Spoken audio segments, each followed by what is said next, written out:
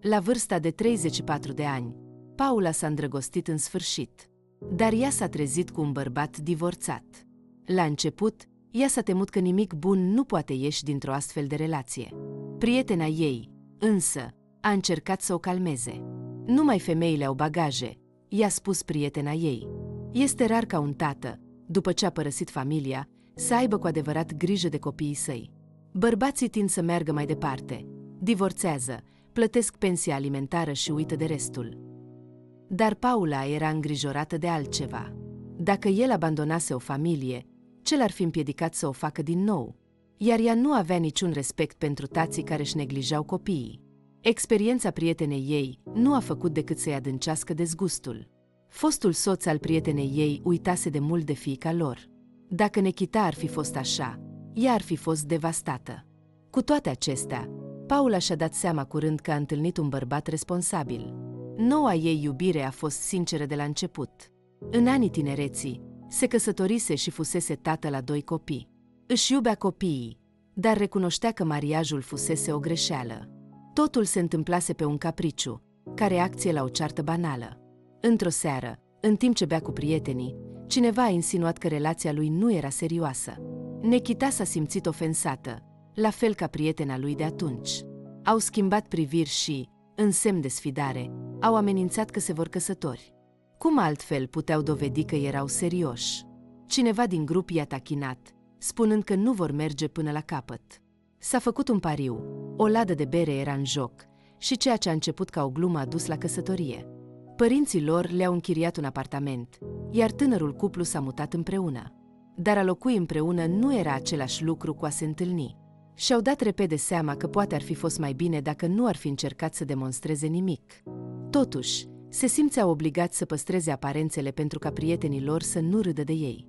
Și astfel, au continuat să joace până când s-a născut primul lor copil. În acel moment, nu mai era un joc. Responsabilitatea era reală. Au continuat să încerce să construiască o familie ideală, chiar dacă tensiunile creșteau, mai ales din cauza banilor. Dar nu voiau să pară niște ratați în fața celorlalți. Așa că au continuat să pretindă că totul era bine, până când au exagerat și a apărut un alt copil. Atunci și-au dat seama în sfârșit că ceva nu era în regulă. Nu mai puteau trăi așa, fără sentimente reale, doar că existând pentru copii. Au decis să divorțeze. Nechita i-a promis soției sale că nu-i va abandona pe copii și s-a ținut de cuvânt. El s-a mutat la mama sa, iar fosta soție s-a întors să locuiască cu părinții ei. Acum, copiii petrec aproape fiecare weekend cu tatăl lor. De fapt, mai ales mama lui a făcut posibil acest lucru. Își adoră atât fosta noră, cât și nepoții. Indiferent dacă fiul ei era acasă sau nu, ea îi lua pe copii și avea grijă de ei. Mama lor nu se supăra. Și ea avea nevoie de o pauză, mai ales că deja își plănuia propria viață personală. În momentul în care Nechita a cunoscut-o pe Paula, fosta lui soție își găsise o nouă iubire și se pregătea de căsătorie. Paula nu era interesată de relațiile lui anterioare. Ceea ce conta pentru ea era dacă Nechita era un om decent. Și după ce a aflat despre trecutul lui, și-a dat seama că nu avea de ce să-și facă griji. El era de încredere. Copiii lui nu erau o povară pentru el, iar din moment ce mama lor nu intervenea, nu existau probleme. Paula nu avea nicio intenție să interzică să-și vadă copiii. Și nici nu era preocupată de pensia alimentară. Câștiga bine și își putea permite să nu priveze copiii altcuiva. Paula era o femeie orientată spre carieră. Pentru moment, era concentrată pe asigurarea viitorului ei financiar și, din moment ce reușea, nu încetinea. Muncea din greu, dar știa de ce o face. Pentru moment, nu se gândea să aibă copii. Poate de aceea era atât de înțelegătoare cu copiii lui Nechita. Din moment ce el avea deja copii, ea nu se simțea presată. Cel puțin pentru moment, el era mulțumit. Voia o pauză, nu să schimbe scutece din nou. Iar Nechita a apreciat abordarea Paulei față de viață. Îi plăcea să fie cu o femeie inteligentă și determinată. Partea cea mai bună era că ea nu-i spunea ce să facă, îl lăuda și nu se certa pe chestiuni banale. Afecțiunea lor reciprocă a crescut rapid și, în scurt timp, au decis să se mute împreună. Bineînțeles, singura opțiune era ca Nechita să se mute cu Paula.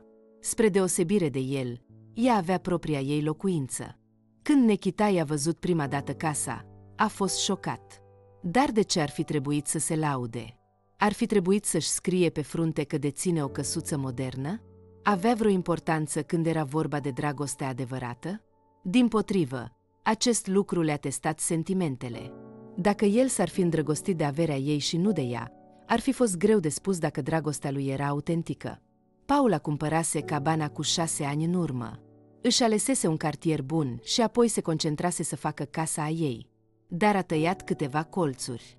Renovarea fusese făcută de muncitori submediocri, iar micile probleme continuau să apară. Nu avusese timp să se ocupe de ele. Nu-i afectau viața de zi cu zi, așa că se gândea că se va ocupa de ele mai târziu. Când ea și Nechita au început să locuiască împreună, el a observat imediat micile probleme. Și încet a început să rezolve totul. Ar fi subliniat o problemă, ar fi explicat cum să o rezolve și apoi ar fi avut grijă de ea fără să fie nevoie să-i se reamintească. Fiecare dintre ei a contribuit în felul său. Ea gătea mese delicioase și ținea casa în ordine, în timp ce el se ocupa de sarcinile bărbătești. A fost un aranjament perfect. Nechita nu și-a adus copiii în casa Paulei. Fosta lui soție nu voia ca copiii să o vadă pe noua parteneră a tatălui lor. Dar mama lui Nechita îi ducea pe copii la ea acasă, iar el îi vizita acolo. Fiecare își trăia propria viață și nu existau probleme. 6 luni mai târziu, Paula și Nechita și-au dat seama că traiul împreună nu era suficient. Erau făcuți unul pentru celălalt, așa că au decis să facă lucrurile oficiale. Au organizat o nuntă, iar mama lui Nechita i-a adus și pe copiii săi, avertizându-și în mod repetat viitoarea noră că aceștia sunt sensibili și nu ar trebui să fie șocați. Nu a fost clar ce ar fi putut face Paula pentru a-i șoca, dar nu au existat probleme. Copiii s-au comportat bine, deși mama lui Nechita era mai nervoasă decât oricine. O supraveghea îndeaproape pe Paula pentru a se asigura că nu îi supără pe copii. Aparent, aceasta nu a găsit niciun motiv să se plângă, pentru că ea, ca și ceilalți invitați, a plecat fericită de la nuntă. După aceea, tinerii căsătoriți au plecat într-o scurtă călătorie. Nechita a spus că mama lui a fost foarte fericită. Îi plăcea să se laude, spunându-le tuturor cât de romantic era fiul ei. Un bărbat ca el este o raritate în zilele noastre, spunea ea. Și Paula era de acord. Nu s-ar fi măritat cu oricine. Era mulțumită de alegerea ei. Dar faza lunii de miere s-a încheiat, iar viața de zi cu zi s-a reluat, nu prea dură, dar amândoi s-au aruncat în muncă. Cheltuiseră o mulțime de bani și trebuiau să economisească pentru viitor. Cam în această perioadă, mama lui Nechita a decis să verifice cum se acomodase fiul ei. Auzise doar despre cât de bine era totul, dar nu vizitase ea însă și casa Paulei. Înainte de nuntă, nu a vrut să blesteme lucrurile, dar după aceea s-a simțit mai încrezătoare în viitor. Deci, cuplul nu mai locuia doar împreună. Nu se căsătoriseră într-o biserică, dar cu siguranță își oficializaseră relația în ochii statului și ai societății. În acea zi, Paula a ajuns să-și cunoască mai bine soacra, Iulia Victorescu. Nu numai că Iulia a acceptat-o pe Paula în familie, dar părea să-i îmbrățișeze și casa. Când a văzut casa spațioasă în care ajunsese fiul ei, Iulia a fost chiar mai uimită decât fusese el. S-a plimbat prin casă cu gura căscată, neștiind ce să facă cu ea.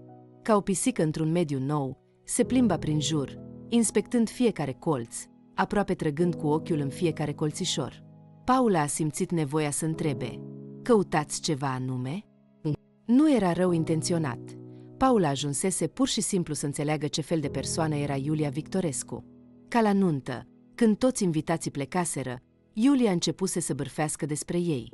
Acesta a băut prea mult, acela a privit-o ciudat, altul a pus prea puțini bani în plic. A criticat chiar și prezența cuiva, deși acea persoană era unchiul Paulei.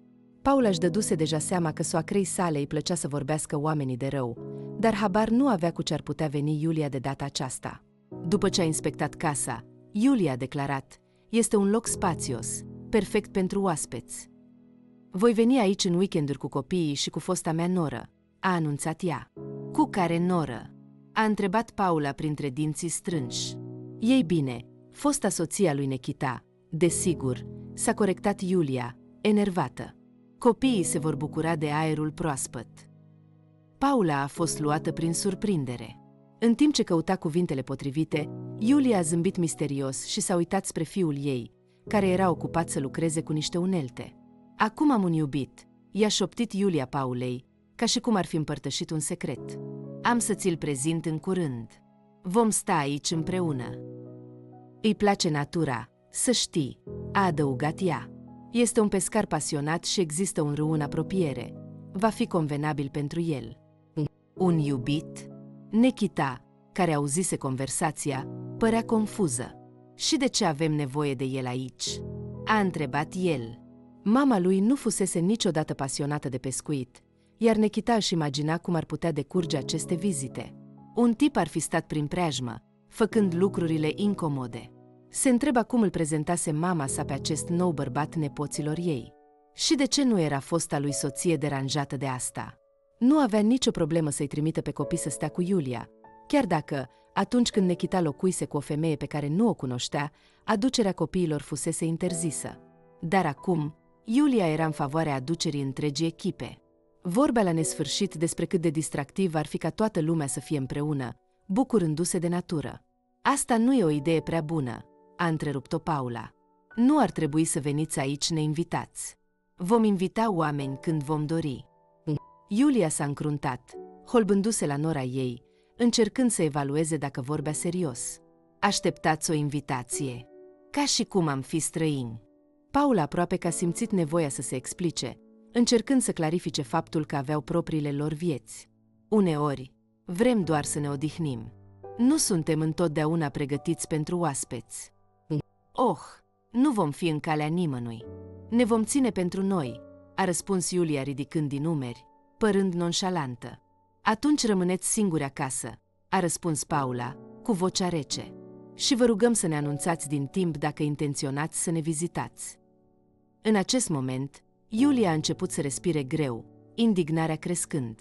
A încercat să-și implice fiul, cerându-i să afle ce fel de familie are în care soția lui nu-i respectă mama.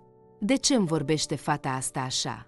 A scuipat ea, dând din cap disprețuitor spre Paula. Mamă, nu o insulta pe Paula, a spus Nechita ferm. Ea are dreptate.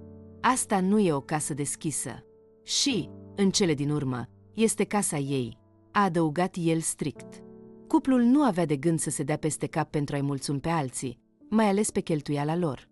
Munceau din greu și se simțeau îndreptățiți să decidă cum să-și petreacă timpul liber.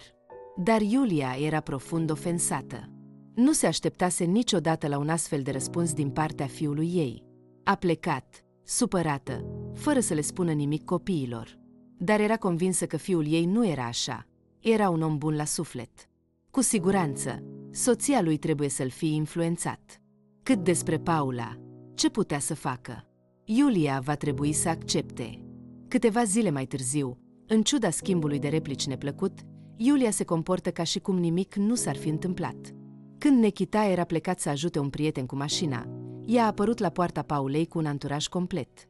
Noul ei partener, fosta soția lui Nechita și copiii, au coborât cu toții din mașină. Paula se gândea că era un noroc că fosta soția lui Nechita nu se recăsătorise încă. Dacă ar fi făcut-o, probabil că și-ar fi adus și noul soț cu ea. Dar dacă mai era sau nu încă o persoană, pentru Paula nu avea nicio importanță.